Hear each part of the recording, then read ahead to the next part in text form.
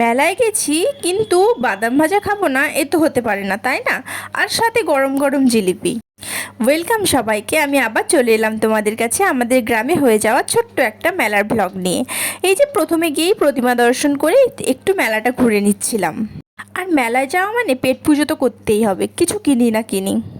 প্রথমেই দেখতেই পাচ্ছ পাপড়ি চাট নিয়ে নিলাম আমি আর আমার মা, আর ওদিকে বোনও ঠাম্মা ছিল।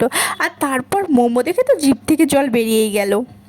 আর ওখানে বাচ্চারা ডান্স করছিল, এই যে দেখতেই পাচ্ছ কত অডিয়েন্স। আর তারপর ঘুগনি, ফুচকা। তারপর ওই বাচ্চা দুটো এত সুন্দর ডান্স করছিল, আমি চলে গেলাম দেখতে। আর তারপর আমার বোন আরও 1 প্লেট পাপড়ি চাট নিয়ে নিয়েছিল।